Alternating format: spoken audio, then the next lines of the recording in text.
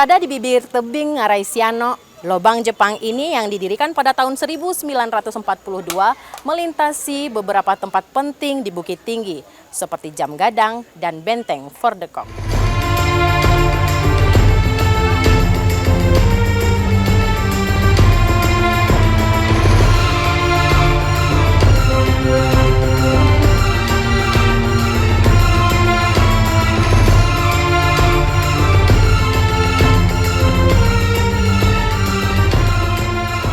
Dari puluhan ruangan yang terdapat di lobang Jepang, ruangan ini adalah satu-satunya ruangan yang berbentuk setengah lingkaran. Dulu tentara Jepang menggunakan ruangan ini sebagai ruangan untuk berkomunikasi. Dan jika kita berteriak di ruangan ini, suara kita akan terdengar sejauh radius 1 km. Kita coba ya. Halo! Halo!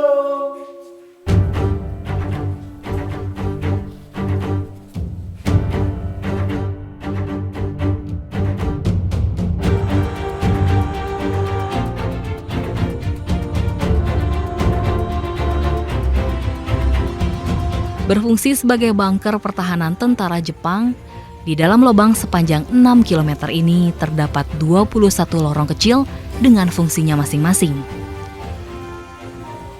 Di dalam lubang Jepang yang sepanjang 6 km ini terdapat beberapa ruangan penting seperti ruangan amunisi, dapur, ruang makan, penjara, serta ada jalur evakuasi dan ruangan yang dulunya digunakan oleh tentara Jepang untuk melarikan diri. Nah, jalur evakuasi ini terhubung ke Ngarai Siano.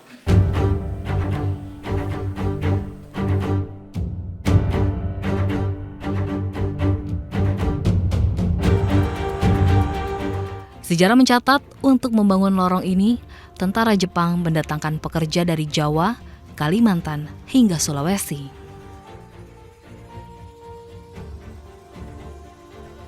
Dengan alasan menjaga kerahasiaan, kolonial Jepang sengaja tidak mempekerjakan masyarakat Bukit Tinggi. Bekerja dengan sistem kerja paksa atau romusa, mereka banting tulang bekerja hingga akhirnya meregang nyawa. Dan di sepanjang lorong lembab inilah, jejak kelam itu tersimpan hingga sekarang. Dan salah satu sudut paling kelam itu berada di sini, penjara bawah tanah dan dapur eksekusi.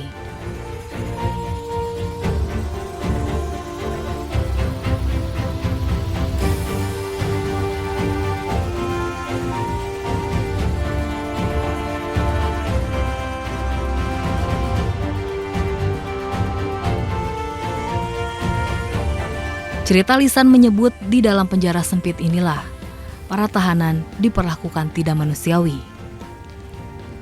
Setelah meninggal, jasad mereka dimutilasi, lalu dibuang melewati celah kecil di sudut dapur. Tidak hanya jasad para tahanan, jasad pekerja pun diperlakukan demikian.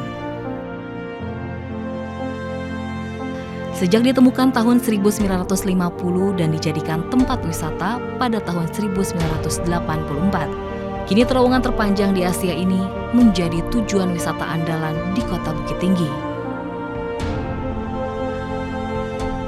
Seakan menyusuri jejak waktu, semakin dalam menyusuri lorong, tidak hanya suasana kelam yang kian terasa, namun juga jeritan para leluhur yang bertahan hidup dari kejamnya tangan manusia.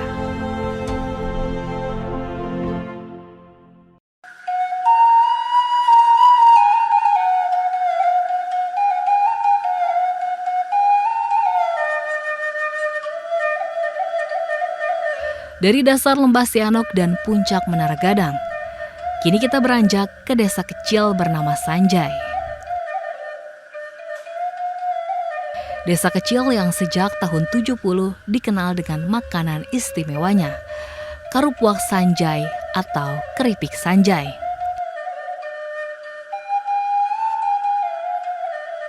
Aroma getah singkong dan harumnya kayu yang terbakar kerap meruak di desa ini.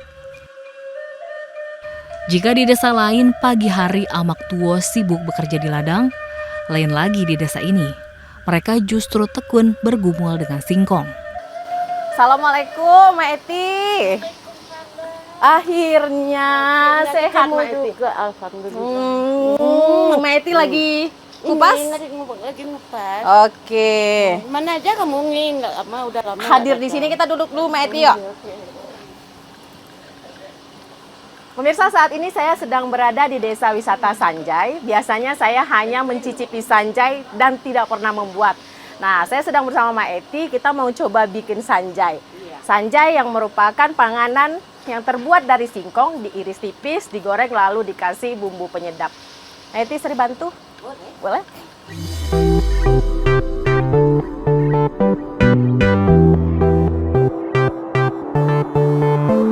Kerupuak sanjay, makanan itulah yang sedang mereka olah.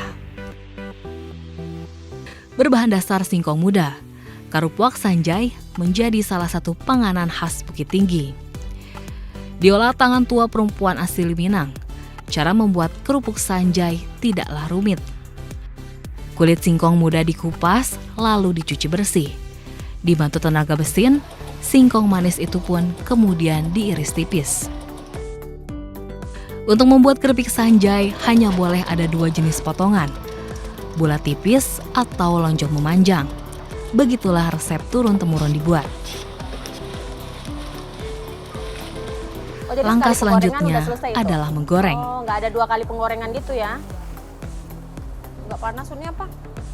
Tidak memakan waktu lama, irisan singkong keras tadi berubah menjadi kriukan keripik yang renyah. Proses terakhir adalah memberikan bumbu dan biasa dilakukan dapur kedai. Tinggal dicampur racikan saus cabai, keripik mulus tadi berubah menjadi merah merona.